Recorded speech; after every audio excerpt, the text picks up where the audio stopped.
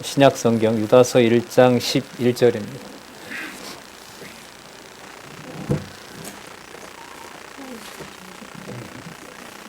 유다서 1장 11절 말씀 제가 보겠습니다. 화 있을진저 이 사람들이여 가인의 길에 행하였으며 삭슬 위하여 발람의 어그러진 길로 몰려갔으며 고라의 폐역을 쫓아 멸망을 받았도다. 한 절 말씀 살펴봤습니다.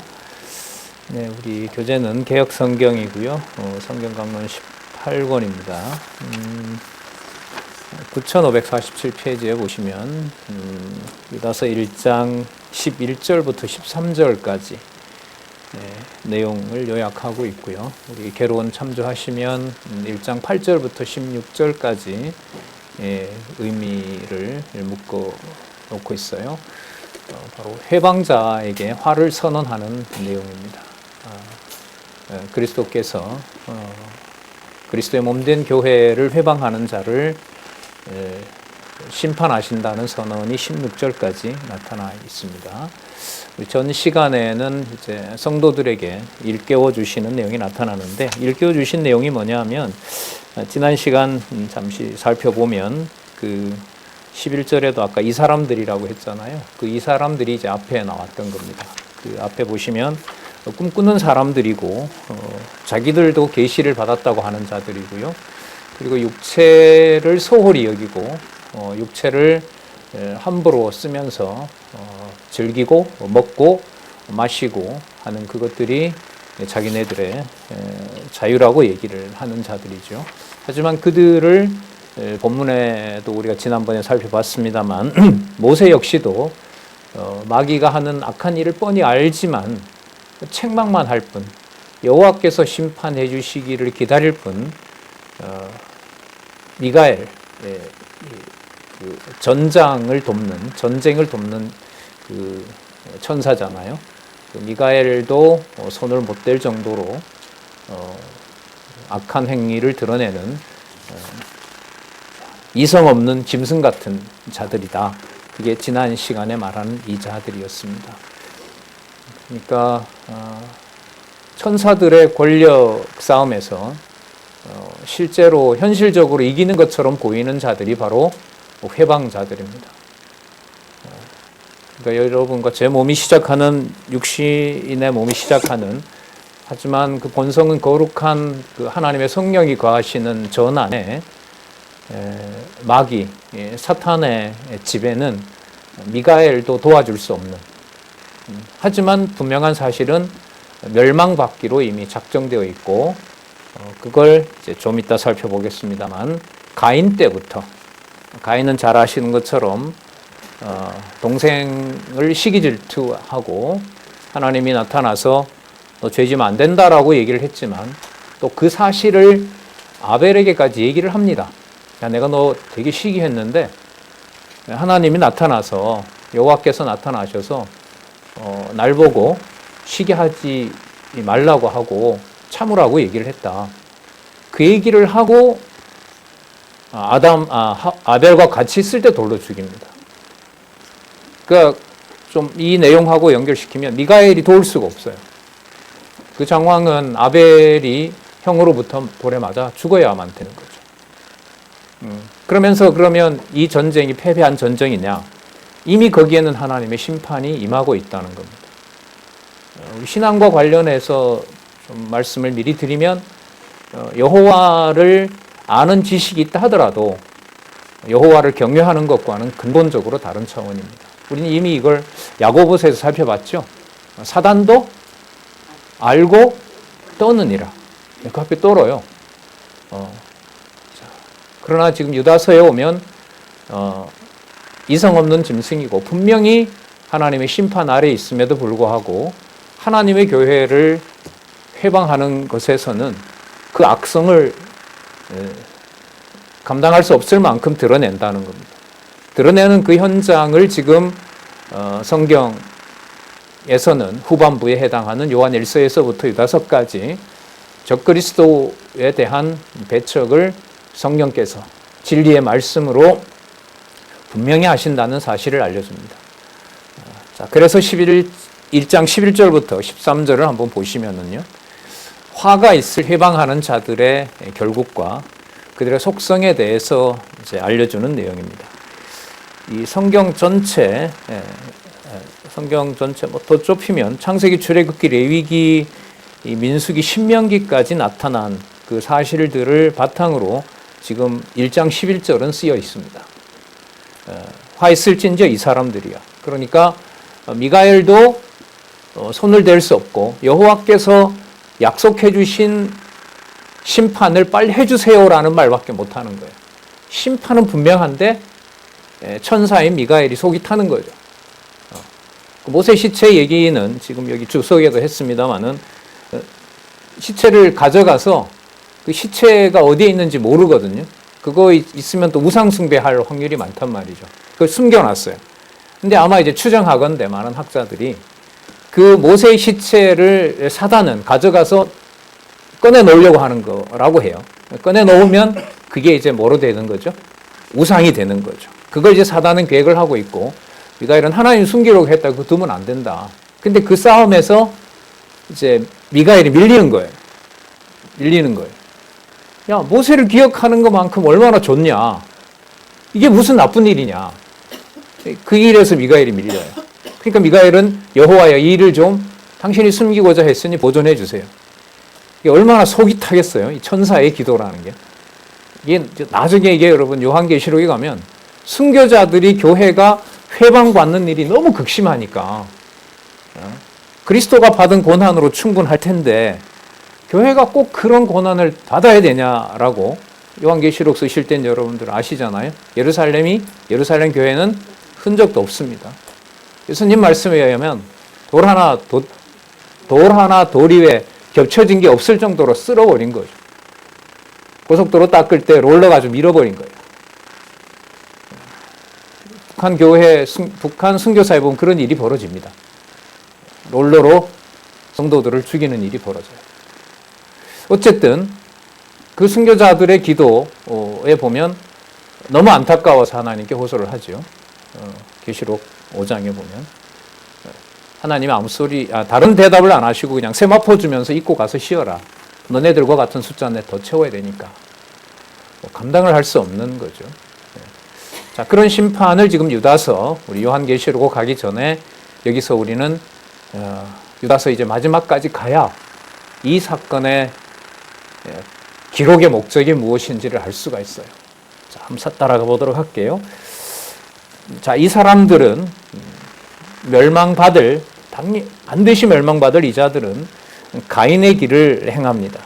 잘 아시는 것처럼 제사를 하나님이 받아주지 않으니까 시기 질투가 난 거죠. 그래서 결국 살인하는, 그야말로 성경의 최초의 살인사건이 바로 가인의 손에서, 그것도 아담의 장자의 손에서 일어나는 일입니다.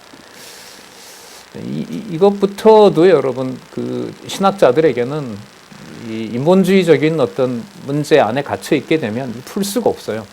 이게 신의 작품이냐. 에덴 동산 첫 작품이 그 두 아들이 태어나는 건데 그 두 아들 중에 형제 하나를 돌로 죽인다? 그게 여호와의 문화이냐? 아담에게 관리한, 여기서부터 벌써 난관해. 그 전부터도 이제 들짐승 중에 가장 사악한 것이, 가장 강교한 것이 뱀이더라. 그때부터 이지를 합니다만은. 자, 가인의 길에 행하였으며, 그 다음에 싹스를 위하여 발람의 어그러진 길로 갔으며, 발람은 나중에 요단 동편 땅 점령할 때 심판을 받지만, 그 전에 그 이스라엘 백성들을 저주하려고 발락이 요구를 하지만 안 하죠. 하지만 이 발람의 머리는 계시록에 가면 나오죠. 모압의 여인들을 대거로 이스라엘 주위에 포진시킵니다. 그리고 거기에 남자들이, 이스라엘 백성의 남자들이 거기에 가서 통혼을 하는 일이 벌어집니다. 그러니까 저주를 내리는 것이 실패하자 바로 음행이라는 이 음모를 꾸며서 거기서 대거 음란하는 일이 벌어지고, 음란한 범죄를 하는 일이 벌어지고, 그게 여호와의 무서운 진노로 몇만 명이 죽는 사건이 일어나게 되죠. 이때 이제 발람에 어그러진 길이라고 하는 것은 발람이 자기 이익을 위해서, 이것도 우리가 이미 배웠습니다. 이건 세속주의예요. 교회와 성도를 바로 자기의 이익의 수단으로 삼는 그 일이 발람의 일을 통해서 드러났고요. 이게 민수기잖아요. 가인은 창세기 5장, 4장 사건이고요. 고라의 패역은 아시죠? 고라 당이 그 루벤 장자 지파거든요. 그러니까 이제 고라가 장자, 레위 지파. 이제 너만 하냐, 다 같은 레위 지파인데. 그래서 반역을 일으키는 겁니다. 그래서 가인, 발람, 바로 이제 고라, 바로 그 계보 안에 있고 그 내부에 있는 자들이 바로 하나님의 심판받을 이성 없는 짐승이다라는 거죠. 그 자들이, 이러한 악한 자들이 악행을 통해서 하나님의 심판이 무엇인지, 하나님의 싫어하는 대상이 누구인지를 드러내는 일들이 교회 역사에서 반드시 드러나게 되고, 이 경우에도 하나님의 교회는 반드시 승리를 향하여 가고 있다. 이게 여러분 투쟁의 의미입니다. 교회 투쟁의 의미가 이겁니다. 투쟁이 사그러지는 이 상황을 바로 이 성경신학에서는 바로 마지막 결론에 나옵니다만 하나님의 능력의 영광이 선포되는 일이라고 결론을 맺고 있거든요. 12절, 저희는 기탄 없이 너희와 함께 먹으니 너희 애찬에 암초요. 함께 앉아 있어요. 그리고 이성 없는 짐승이니까 일말의 양심도 없어요. 저게 진짜 저게 생물이야? 라고 하는 입이 절로 나와요. 저게 함께 있던 하나님의 성도가 맞냐? 저게 동력자가 맞아? 그 말에도 내가 속이 타는 것만큼 그쪽은 불편하지가 않아요. 이럴 때 되게 화나시죠. 막 속이 안타까워서 막 얘기했는데 저쪽은 실실 쪼개요. 뭐 그렇게 심각한 거야? 뭐 애태워? 잠을 못 자? 뭘 그런 걸 가지고 잠을 못 자? 이런 일이 이제 교회에서 일어난다는 거죠. 아까 누구도 그랬어요? 천사장 미가엘도 그랬어요. 얼마나 속이 탔겠어요. 하나님 하지 말라고 하는데 저게 왜 저러지? 근데 보니까 뭐 밀어붙이는데 하나님 말리지 않아요. 하나님 그거 허락하지 않았잖아요, 하나님. 이거밖에 할 수 없는 거예요. 너희 애찬에 암초요. 함께 먹고 즐깁니다. 그러나 목적은 자기 몸만 기리는 거죠. 자기 배만 불리는 경우입니다. 누가 봐도 뻔해요. 근데 어떻게 막을 방법이 없어요. 그 자리가 진리투쟁이 일어나는 현장이라는 거죠. 이게 여러분 믿음 없이 되겠어요? 다 걸려 넘어지지 이쯤 되면. 그 발람의 꾀에 빠져서 이스라엘 남자들이 모압 여인을 다 취한 것이 그게 나쁘다라고 평가는 하지만 얼마나 그 고도의 계략을 썼겠어요. 바람에 불려가는 물 없는 구름이요. 물 없는 구름이니까 이거 날아가 버린다는 거죠. 하지만 그 규모는 커 보이는 거죠. 그리고 죽고 또 죽어 뿌리까지 뽑힌 열매 없는 가을 나무다. 뿌리 없는 가을 나무니까 얼마나 빨리 말라버리겠습니까? 그러니까 이게 현상과 진리의 말씀의 그 괴리가 여기에 있는 거죠. 유다서의 이 짧은 내용을 하나님의 말씀으로 받아들이지 못하면 이게 무슨 우리한테 위로가 돼? 교회가 이 지경인데. 그러나 이 보낸 말씀을 하나님의 말씀으로 받는 성도가 있다는 거죠. 그 당시에도 있었고 지금도 있다는 것이고요.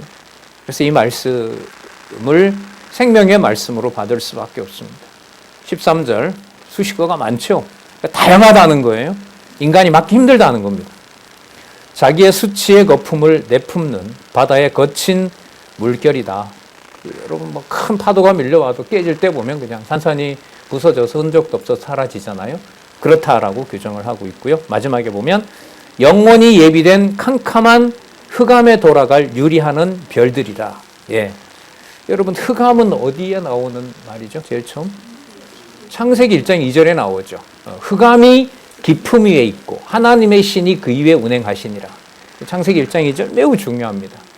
분명히 여러분 지옥과 음부의 세력과 어둠의 권세가 분명히 존재합니다. 그 권세를 하나님의 신이 수면에서 통치하고 계시는 거죠. 수면에서 통치하는데 어떻게 그렇게 흑암의 권세가 활동을 하느냐. 이게 이제 우리가 가진 감정과 인식의 한계인 겁니다. 반대로 사단은 그렇게 아무리 하나님 앞에 완벽하게 무릎을 꿇는 것처럼 보이고 제자들도 모르는 예수님을 구약의 언약한 메시아로 맞다라고 증명을 하는 자리에도 그 사단에게는 하나님을 경외하는 마음을 주질 않는 거죠. 그래서 우리 이미 지나왔습니다만 붓으로 쓰는 것보다 면대하기를 원한다라고 하는 것이 이 땅에 있는 코이노니아로 이해가 되면 그거는 이해가 너무 얕은 거죠. 그 요한 1서에 나왔던 대로 창세전부터 계신 아버지와 아들의 함께하는 코이노니아. 그게 원천이 되어야 성도들과의 대면관계. 좀 더 이렇게 좀 상황을 말씀드리면 모든 것이 패배할 것 같지만 패배하고 천사도 자기 손을 뗀 심한 어려움에 처한 하나님의 교회인데 유다를 통해 사도를 통해 보냈던 그 한 장의 편지가 생명의 말씀으로 그에게 믿어지는 것은 이 땅에 있는 머리와 가슴으로 이해되는 것이 아니라 창세전 아버지와 아들 안에 있는 요한복음 17장에 나오는 대로 숙제 다 하셨죠? 요한 3서 끝날 때까지 요한복음 17장 다 읽기. 웃으시는 분은 안 읽으시는 분. 너무 중요해요. 아버지와 아들이 창세전에 뭘 하고 계셨냐? 우리와 무슨 상관이 있느냐? 그걸 요한복음 17장에서 보여주잖아요. 거기에 아버지와 아들이 함께 있었던 거기에 여러분들과 제가 진리의 말씀으로 교제하고 있다는 것을 확증해 주는 것. 그거 아니면 무너지죠. 역사적으로 보면 많이 무너집니다. 우리 오늘 그 연구반 시간에도 보셨잖아요. 디모데후서. 아시아 모든 교회가 나를 버렸다. 이제 손꼽히는 몇 명밖에 없죠. 그럼 그 디모데가 있었던 에베소가 어떤 곳입니까? 두란노 서원에서 바울 여정 가운데 가장 오랫동안 밤낮 가르쳤던 3년이나 가르쳤던 바로 그 아시아 교회가 버립니다. 참 그것도 이해하기 힘들더라고요. 디모데후서에 보면. 그러니까 목회가 실패한다는 거 아니에요. 목회 서신이라는 거잖아요. 디모데후서가 디모데전후서, 빌레몬서, 디도서, 빌레몬서가. 근데 사도 바울의 목회 결론은 뭐예요? 실패로 끝나고 몇 사람 이렇게 디모데후서가 그 유언과 같은 바로 거기에서 승리와 투쟁의 희망과 이게 승리로 가고 있다는 것을 사람의 감정으로 어떻게 받아들일 수가 있겠어요? 이거는 진리로 그 다음 진리로 이어주고 이렇게 인도를 받지 않으면 그거는 무너져요. 그래서 절망일 때 바로 그 다음 내용, 또 그 다음 내용, 창세기에서 가인에 의해서 아벨이 맞아 죽었을 때 또 창세기 5장 내용, 창세기 10장 내용, 노아 홍수에 또 아브라함 등장하는 거. 그러한 하늘로 올라가는 이 사다리를 만들어주지 않으면 말씀을 통해서 여기서는 견딜 수가 없죠. 예수님의 비유에도 나오잖아요. 세상 염려와 재리로 두려움으로. 요한 1세에서 배웠죠. 두려움이 뭐라고요? 심판. 참 무서워요, 진짜. 두려운 것도 진짜 두려운데 그게 하나님이 당신의 존재를 믿지 않게 하는 심판이라는 게 참 두렵습니다. 자, 계속 볼게요. 14절에서부터 16절에 보면 반드시 하나님께서는 이 창세기 사건을 또 거론합니다. 심판에 대한 예언을 하셨고 그 심판이 반드시 이루어지고 정죄하시겠다는 그 목적이 있고 그들에 대해서 하나님께서는 반드시 그들의 악행을 드러내시는 것이 심판과 연관된다는 사실을 1장 14절부터 16절에 나오거든요. 자, 14절 한번 보겠습니다. 아담의 7세손 에녹이. 그러면 아담의 7세손이니까요. 그 누구 이후죠? 가인 이후죠. 가인 이후 아니겠어요? 하나님께서 아벨 대신, 여호와께서 아벨 대신 누구를 주시죠? 셋. 자, 셋을 줬는데 여호와 이름 못 불러요. 자, 누구를 주니까? 에노스를 주니까 그때야 비로소 여호와 이름을 부르는 거죠. 아, 언약대로 이루는 분이 맞구나. 셋을 줬는데도 안 불러요. 여호와 안 불러요. 언약대로 이루는 분이라는 말을 못하게 하는 거죠. 자, 그 시간이 흘렀어요. 에녹 시대 때 일어난 일인 거죠. 그러면 시간상 여러분 정황으로 봤을 때 그 당시 나이 800, 900세로 보면은요, 가인과 같이 살고 있는 시대인 거죠. 에녹이. 자, 그러면 에녹으로서는 그 가인을 축복받은 계열로 볼 수 없죠. 하나님 뭐 했으니까? 저주한 백성으로 보는 거죠. 그런데 창세기에 보면 이 가인이 흥합니까? 망합니까? 엄청 흥합니다. 벌써 성을 쌓고요. 강한 무기를, 그 동철이 나오잖아요. 칼날을 갈고요. 성을 이미 만들어버립니다. 아직 아브라함, 누굽니까? 다윗이 나타나서 예루살렘 성 만들 때까지는 한참 몇 천년 후의 일인데, 아직도. 이미 가인은 거기에 성을 쌓고 악기가 있고 승리하면 노래 부르고 즐겨야 되잖아요. 좋은 무기도 만들고 뭐 퉁소도 불고 이미 그 생활의 규모가 이미 다 짜여지게 됩니다. 그걸 여러분들이 만약에 에녹의 입장에서 딱 봤다, 눈으로 봤을 때 저 왜 안 망하지? 그리고 가인을 죽이지 못하도록 하나님이 약속도 했어요. 가인이 그러죠. 제가 동생 죽인 놈인데 나가면 누가 절 죽일 거 아닙니까? 이럴 거 아니에요. 하나님 너 못 죽인다. 보호도 해버리는 거예요. 자, 거기에 이 에녹이 이렇게 얘기합니다. 7세손 에녹이 사람들에게 이들에 대하여 이렇게죠. 번역을. 이들에 대하여도 예언하여 이르되 보라 주께서, 이거 여호와께서입니다. 여호와께서 그 수만의 거룩한 자와 함께 뭐 하셨다? 이미 완료형을 쓰고 있어요. 그들에게 내리는 무엇이 믿어지는 거예요? 여호와의 심판이 믿어지는 거예요. 그러니까요, 여러분 그리스도의 삼직 가운데 첫 번째 선지직이죠. 두 번째가 뭡니까? 왕직이죠. 세 번째가 제사직이잖아요. 그 왕직은 재판이거든요. 통치권이라는 말이죠. 악과 선을 명백하게 처음에 정한 대로 끝까지 집행하는 것이 왕권의 마지막이거든요. 그러니까 그리스도의 몸된 교회가 그리스도께서 삼직을 완성하시는 거거든요. 오실 때까지. 그 삼직 가운데 왕권이라는 것은 뭘 드러내시는 거냐면 심판을 드러내시는 거예요. 그러니까 이 심판의 권한이, 능력이 드러나는 게 내 어떤 기분에 맞지 않으면 그리스도의 왕권은 인정할 수가 없죠. 이럴 때 도와야지. 이럴 때 나타나셔야지. 하지만 자기 기준대로 되지 않는단 말이죠.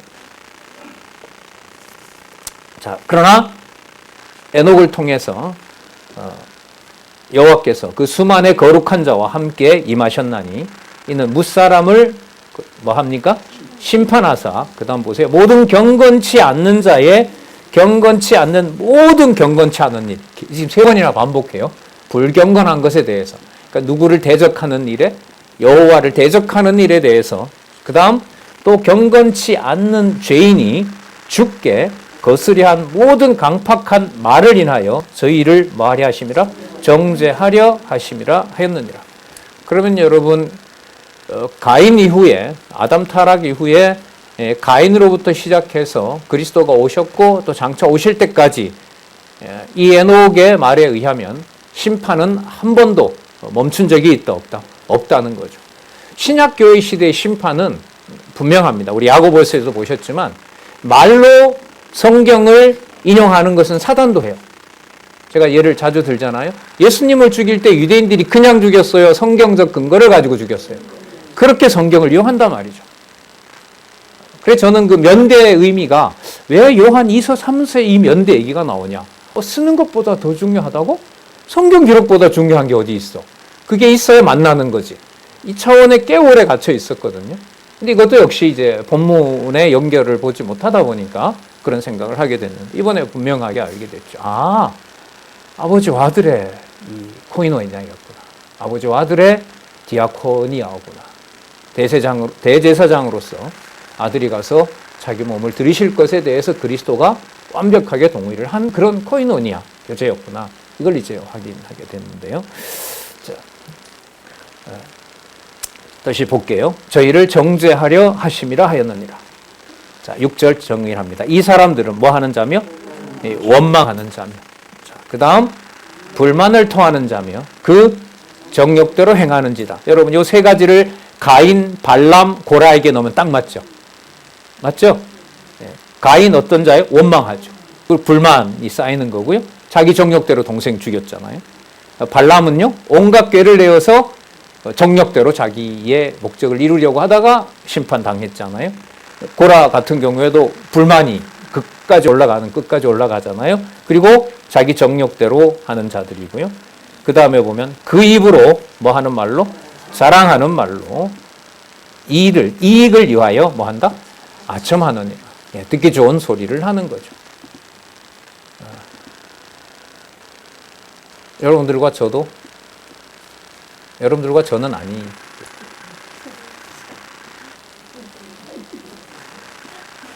이런 사단의 발람의 유혹에 여러분 누가 견디겠습니까? 말씀까지 가지고 그러는데. 그래서 여러분들과 저희들이 전체 성경을 하나님 말씀으로 창세전 하나님의 작정에 근거하고 그 다음에 언약과 성취 역사로 성경을 이해하고 하나님의 5대 속성으로 역사가 이루어지고 종결이 되고 오직 여호와 계시로 하나님의 기록한 말씀의 권위가 확정된다는 것을 몰랐을 때는 다 속고 속임 당하고 속이고 그렇게 살아오게 되는 것 여러분들도 너무나 잘 아시리고. 자, 그들은 여기서 끝나질 않고요. 1장 17절부터 25절에 보면 성도들의 자세를 공고하는데 왜? 이들이 이 심판받을 자들의 행위가 그리스도가 오시는 시간이 가까이 오면 가까이 올수록 숨겨질까요? 더 드러낼까요? 더 드러내면 교회는 쉬울까요? 어려울까요? 그렇습니다. 그러니까 말세다라는 말은 뭐 자기 마음에 들어서 세상 저주하는 말이 아니고요. 말세다 이 말은 맞아요. 세상 마지막에 그리스도가 온다는 의미라면 맞고요. 현실은 악이 더 뭐하게 돼 있어요? 악에게 계획됐던 모든 게 드러나야 돼요. 악에게 계획됐던 모든 것은 누가 되고자 하는 거죠? 그리스도가 되고자 하고 하나님과 같이 되고자 하는 거거든요. 그래서 나중에 요한계시록에 가면 5장에가 그게 나와요. 어린 양이 7두 7각 7극 이 관이거든요. 나중에 이제 이걸 똑같이 짐승 권세는 흉내를 10두 7각으로 흉내를 내죠. 그러니까 누가 보더라도 뭐처럼 보여요? 교회의 왕 그리스도처럼 보이는 거예요. 그 일을 지금 소개하고 있습니다. 17절 사랑하는 자들아 너희는 우리 주 예수 그리스도의 사도들의 미리 한 말을 기억하라. 그들이 너희에게 말하기를 마지막 때에 심판 때에 자기의 경건치 않은 뭐대로 정욕대로 탐욕대로 세격을 따라서 우리 지난 시간에 나왔었죠. 그 정욕대로 행하며 뭐 하는 자들이에요? 예, 웃기는 소리 하지 마라 이런 거 있죠. 왜? 조롱하는 거예요. 차라리 한 대 치면 나은데 끝까지 계속 조롱을 해보세요. 진짜 뭐 더 견디기 힘든 거잖아요. 조롱하는 자들이라 하였으니 19절 이 사람들은 자 드러나는 거 볼까요? 뭐 해요? 당을 짓죠. 당을 짓는다는 말은 교회 분열을 시도하는 겁니다. 함께 할 수 없도록. 그러니까요. 가정교회의 본질은 사단이 건들 때 분열입니다. 안타깝게 만들고요. 가족이 꼭 이래야 돼? 이게 가족이야? 거기에서 그리스도의 통치가 안 보이면 이제 한순간에 이제 분열이 일어나는 거죠. 그리스도의 몸 된 교회도 마찬가지고요.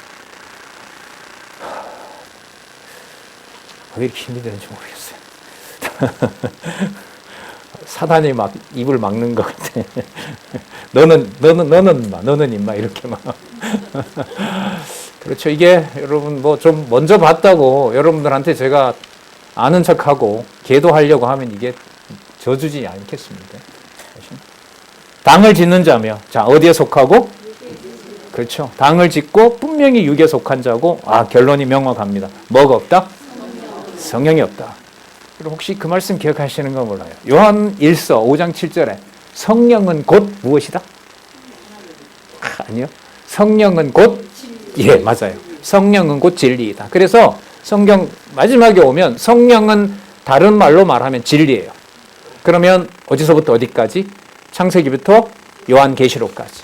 당대로 보면 구약의 권위와 똑같은 권위가 유다를 비롯한 모든 사도들이 보낸 편지, 서신서, 그 모든 기록들이 바로 유대인들이 그토록 권위를 자랑하는 모세오경의 권위와 차이가 있다 없다? 없다. 이게 확정이 되어야 모세오경을 펼치던 심정과 유대인의 입장에서 모세오경을 받고 여호와의 이름을 못 부르던 심정과 신약을 받고 예수 그리스도를 못 부르는 심정이 같아지는 거예요. 그래야 무슨 권위가 확정이 돼요? 성경 권위가 확정이 되는 거예요. 근데 이제는 우리로 마음껏 부르라고 하셨잖아요. 여호와도 마음껏 부르고 아버지라고 부르고 찬양하게 만들어 놓고 뭐 기쁘나 슬프나 여호와를 부를 수 있도록 해놓으신 건데요. 자, 성령이 없는 자는 자, 뭐가 없는 자다? 진리가 없는 자입니다. 그게 여러분 히브리서 4장 12절에 있는 살았고 운동력 있는 하나님의 말씀의 권위가 혼과 영과 및 관절과 골수를 찔러 쪼개기까지 하며 그 앞에 모든 것이 벌거벗겨서 심판받게 하려고 예정된 대로 집행하고 계시는 겁니다. 그러니까 성경을 앞에 펼쳐놓게 한다는 것은 그 자리에 그리스도의 심판이 힘있게 내리고 있다는 증거를 우리는 요한 1서에서부터 지금 유다서에서 살펴볼 수 있는 겁니다. 그런 의미에서 보면 재판관이 판결을 내리기 위해서 뭘 펼치는 거하고 똑같아요? 형사법 제27조 몇 항에 의해서 파면하노라 뭐 이런 거 있잖아요. 네. 그것과 같은 권위가 바로 심판과 관련된 하나님의 말씀의 권위입니다. 네. 볼게요. 20절에서부터 23절. 자, 또 한 번 부릅니다. 간곡하게 부르죠. 사랑하는 자들아. 그러니까 아까하고 대조가 돼요. 어떤 자들하고? 당짓고 육에 속하고 뭐가 없고 성령이 없는 자들. 그러나 사랑하는 자들아. 이 사랑한다는 의미는 요한 1서, 2서, 3서를 빼고 이해가 될까요? 절대로 안 됩니다. 자, 하나님은 사랑이시라는 말씀이 요한 1서에 나오잖아요. 자, 그리고 면대하는 거 나오죠. 예, 바로 그 요한 1, 2, 3서를 다 묶어서 사랑하는 자들아 라고 부른다고 우리는 연결을 해야 됩니다. 사랑하는 자들아 너희는 너희의 볼게요. 지극히 거룩함. 이거는 손댈 수 없는 거예요. 어떤 경우냐면 미가엘이 사단에게 마귀에게 영적 싸움에서 밀린다 하더라도 흔들리지 않는 믿음을 뭐라 부르냐 하면 거룩한 지극히 거룩한 믿음인 거예요. 지극히 거룩한 것은요 누구한테 붙이는 수식어예요? 거룩하다 거룩하다 거룩하다. 누구에게? 여호와에게 붙이는 거예요. 그런데 이 선물로 주신 믿음에 대해서 수식어가 성도들에게 향하고 있는 수식어가 여기에 있어요. 지극히 거룩하신 하나님이라 부르지 지극히 거룩한 저의 믿음 이렇게는 안 하거든요. 근데 지금 여기서는 뭐라고 하고 있어요? 지극히 거룩한 뭐예요? 그럼 이때 믿음은 전적으로 어디에 속하고 누가 주는 걸까요? 하늘에 속하고 하나님이 주신 거예요. 그러면 히브리서 11장의 믿음의 강도보다 더 강한 거죠. 이 개념 안에. 그 내용을 바탕으로 지금 여기까지 온 거고요. 이걸 다시 히브리서에 적용하면 아벨로부터 시작해서 그리스도가 올 때까지 믿음을 선물로 받은 자들의 권위가 지극히 거룩하다라는 사실에 있는 거죠. 그렇기 때문에 맞아. 유다서는 요한 1, 2, 3서 다음에 나오는 게 맞아. 그러니까 면대 다음에 나오는 면대의 성격이 무엇인지 지극히 거룩한 믿음으로 연결되는 거야. 이렇게 무엇인가의 40개 주제가 연결되듯이 바로 이렇게 성경 본문에 있는 중요한 개념을 여호와 살아계신 증거로 이해를 해가는 거라고 봅니다. 더 볼게요. 자, 너무 좋아요. 거룩한 믿음 위에 자기를 건축이 여러분 뭐냐 하면 오이코노모스예요. 여기 오이코스 있죠? 집 건축하는 거예요. 건덕이라고 번역을 했잖아요. 그럼 교회를 세우는 거예요. 그러면 지극히 거룩한 믿음 위에 아무리 사단이 미가엘이 겁날 정도로 세력이 강하더라도 집을 건축하는 일은 멈춘다, 이어진다. 그런 의미에서 투쟁인 거고요. 자, 무엇으로 기도하며? 성령으로 기도하며. 그렇죠. 하나님의 뜻을 보낸 말씀이 아니거나 알 수가 없어요. 그리고 성령께서 로마서 8장에 우리가 마땅히 빌 바를 알지 못하나 성령의 말할 수 없는 탄식으로 성령으로 기도하게 하시는 내용입니다. 그 다음 자 성령 나왔어요. 그 다음에 누구의 사랑 안에서? 하나님의 사랑 안에서 자기를 지키며. 자 하나님의 사랑은 교회를 세우는 것과 분리될 수 없고요. 그 다음에 영생에 이르도록, 영원한 생명에 이르도록. 자 요한 1서 1장 1절에 나왔습니다. 영생의 말씀. 자 그 다음 보시기 바랍니다. 무엇을 기다리라? 우리 주 예수 그리스도의 긍휼을 기다리라. 그럼 20절 안에 이른바 영존하시는 하나님, 성부, 성자, 성령 하나님과 기록한 진리의 말씀과 여러분들과 제 안에 보혜사 성령께서 주관하시는 어떤 믿음요? 어떤 믿음요? 지극히. 지극히라는 말은 비교될 수 없는, 타의 추정을 불허하는 untouchable, 어느 누구도 건드릴 수 없는 그 진리의 그 믿음, 그게 투쟁이 되는 거예요. 교회 투쟁을 통한 교회를 투쟁하게 하셔서 승리로 가게 하시는 내용의 주제 하에서 이해될 수 있다고 봅니다. 그러면서 22절 보세요. 그렇다면 어떤 의심하는 자들을 저 왜 저렇게 떠냐라고 하지 말고 뭐 하라는 거죠? 누구의 긍휼요? 그 앞에 있어요. 누구의 긍휼요? 주 예수 그리스도의 긍휼. 제자들 다 도망가는 걸 보셨잖아요. 그리스도가. 하지만 그들에 대해서 버리면 안 된다고 기도하는 내용이 요한복음 17장에 있죠. 쟤들 다 날 버리고 가는데 아버지 버리시면 안 됩니다. 창세전에 아버지가 제 안에, 제가 아버지 안에, 저들이 우리 안에 있었던 하나님, 아버지 잘 아시지 않습니까? 버리시면 안 됩니다. 이게 긍휼입니다.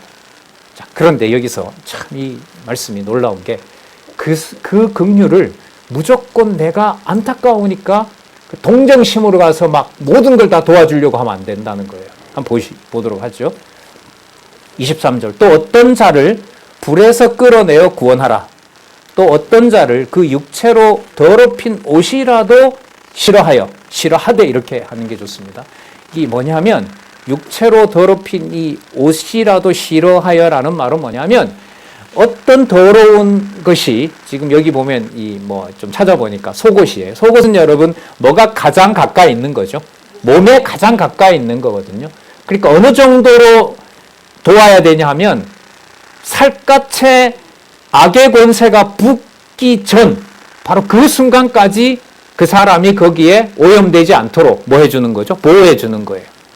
이게 바로 육체로 더럽힌 옷이라도 싫어해야 되는 거죠.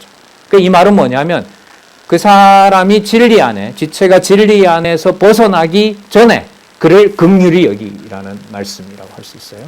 그리고 아까 여러분 불에서 끌어내어는 소돔과 고모라 사건 아시죠? 유황불로 소돔과 고모라가 망하기 전에 하나님이 누구를 구원했죠? 롯을 구원해내잖아요. 자, 그 예라고 할 수가 있겠죠. 자, 어떤 자를 그 육체로 더럽힌 옷이라도 싫어하되, 자, 그 다음 보세요. 무엇으로 긍휼히 여기라? 이게 뭔 말일까요? 두려움으로 긍휼히 여기라. 그러면 긍휼히 여기는 나에게 조심해야 될 것이 있다는 거잖아요. 자, 조심해야 될 것이 바로 뭐냐면 긍휼히 여기고자 하는 그 긍휼이 주 예수 그리스도의 긍휼이 아니라 내가 그를 구해서 내 편으로 만들기 위한 당을 짓는 것으로 가게 되면 이것은 그리스도의 이름으로 시작했지만 누구의 이름으로 끝나는 거예요? 인간 이름으로 끝나게 되는 거예요. 그리고 그 두려움은 전적으로 이 긍휼함은 나로부터 나오는 것이 아니라 아까 나왔었어요. 이미 하나님의 사랑 안에서였고요. 맞죠? 성령으로 기도하는 거였고요. 누구의 긍휼하심이었죠? 그리스도의 긍휼함이었어요. 그러니까 한 영혼을 요한 2서 3서에는 대면하는 것의 의미가 창세전에 있다는 것으로 끝이 났어요. 근데 유다서에 오면 이 땅에 있는 성도가 피부에, 영적인 피부에 어떤 흠결한 것이 하나라도 닿기 전에 그걸 온몸을 던져서 소돔과 고모라에 몸을 던져서 롯을 구원하는 것처럼 구원하라는 겁니다. 약속이죠. 하지만 무엇으로? 두려움으로. 그러니까 누구 중심이 아닌, 내 중심이 아닌 아버지와 성령 아버지와 아들과 성령의 이름으로 그를 구해내도록 하라고 하시는 바로 약속의 말씀이 바로 이 말씀인 거예요. 이게 그 다음 나와 있는 몇 구절의 결론이 나옵니다. 왜 그렇게 두려움으로 긍휼을 베푸르라라는 말씀이 나오느냐. 데살로니가 후서에서는 이 말씀이 이렇게 나오죠. 비진리를 전하는 자가 누구인지 뭐 하라고 합니까? 구체적으로 지목하라고 하죠. 그러나 뭐처럼 대하지 말라? 원수처럼 대하지 말라. 요한 2서 3서 아까 말씀드린 것처럼 진리 안에 있는 사랑하는 자들이 대면하는 것으로 그게 창세전 하나님과 그리스도 안에 있는 교제를 확인해 주고 싶은 마음이에요. 그래서 빨리 가고 싶어 하잖아요. 그래서 지금 유다서에 오면 이거보다 더 적극적인 투쟁을 약속하고 있는 거예요. 아예 근처도 못 가게 하나님의 말씀으로 보호하되 하지만 두려움으로 영존하신 하나님의 능력 가운데 있지 않으면 그게 바로 또 당을 짓는 일이 되고 자기의 구원을 이루려고 하는 것이 된다는 거죠.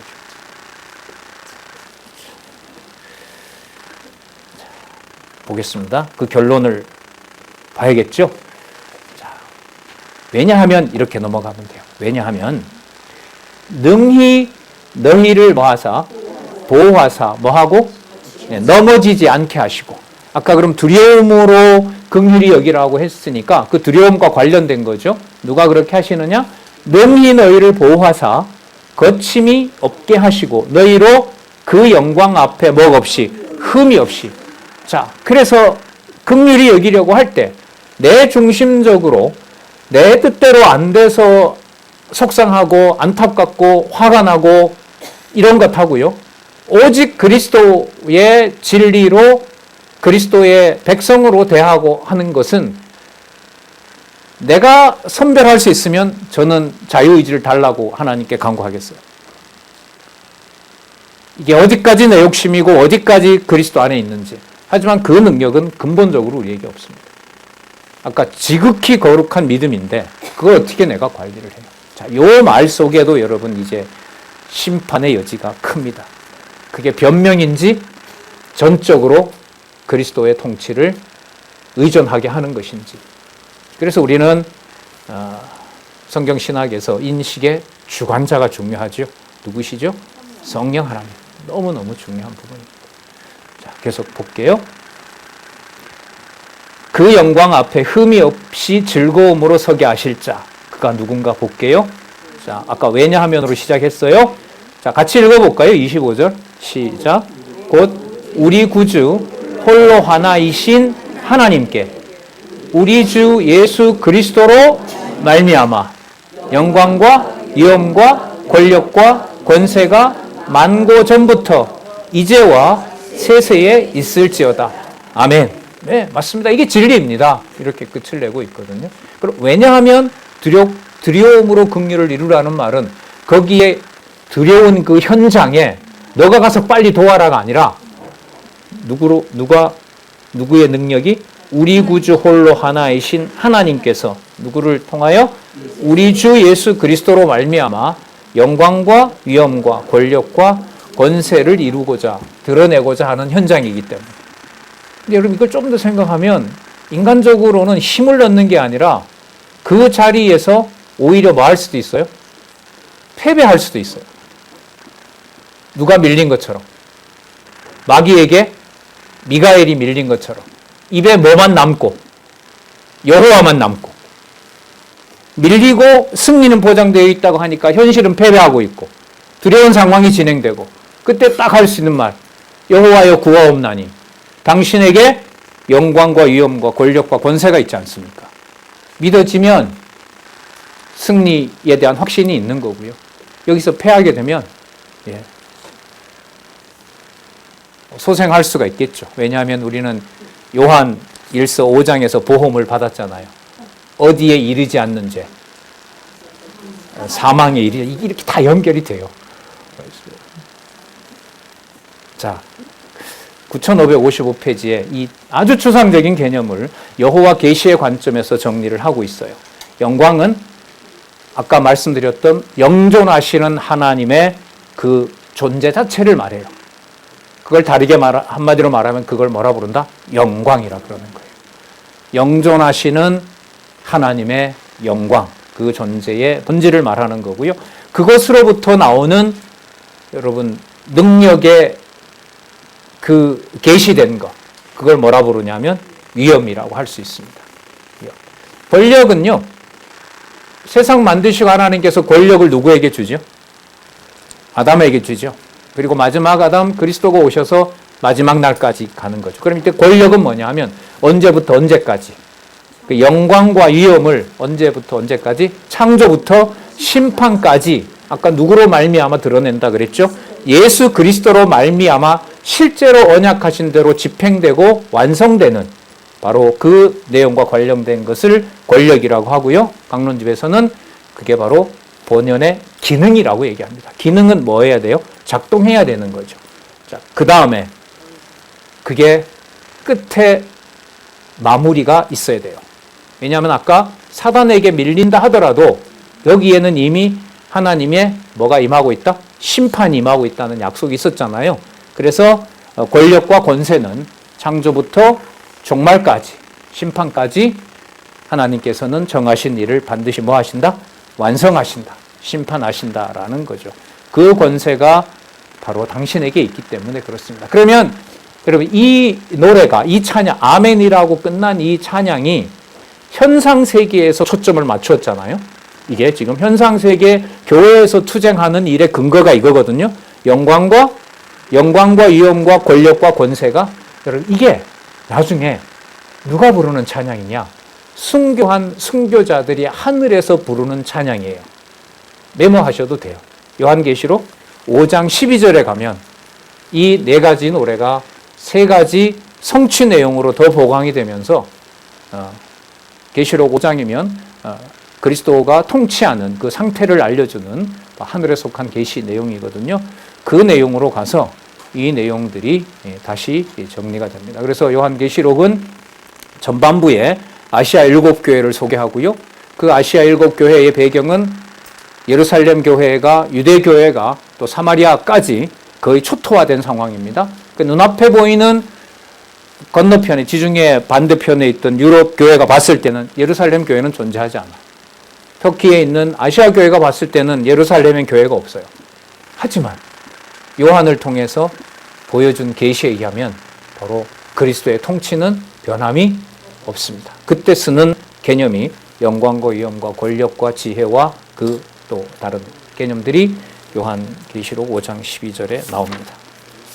빨리 요한계시록 가서 확인하고 싶으시죠? 예? 읽으라고 얘기 안 할게요. 대답하세요. 예. 다음 시간에는요, 투쟁 정리하겠습니다. 히브리서에서부터요, 유다서까지 가능한 개론을 중심으로 확인하고요, 요한계시록 가서 더 확인하도록 하겠습니다. 수고하셨습니다. 기도하겠습니다. 하나님 아버지 감사합니다. 무한 감사를 드립니다. 닿을 수도 없고 헤아릴 수도 없는 여호와 하나님의 섭리와 약속해 주신 그리스도의 수천 년 전에, 오래전에 그 약속이 현재 우리에게, 우리가 함께하는 이 자리에 진리의 말씀으로 성도들이 함께하는, 또 성도들이 대면하는 이 자리가 여호와 하나님께서 당신의 아들을 아들로 삼으시고 만왕의 왕으로 삼으신 통치가 항상 임하고 있고 악에 대한 심판에 대해서 불꽃 같은 눈으로 엄단하고 계시는 바로 그 놀라운 진리를 가르쳐 주셔서 감사드립니다. 원하 없고 원하 없나니 결코 좌절하고 낙담하고 하나님 능력을 불신하는 상황이 일어나지 않도록 우리로 진리의 말씀 아래 거하도록 보호하여 주시옵소서. 한 사람의 낙오도 없는 아름답고 건전하고 강한 교회가 될 수 있도록 하나님 간절히 원하옵나이다. 예수님의 이름으로 기도드렸습니다. 아멘.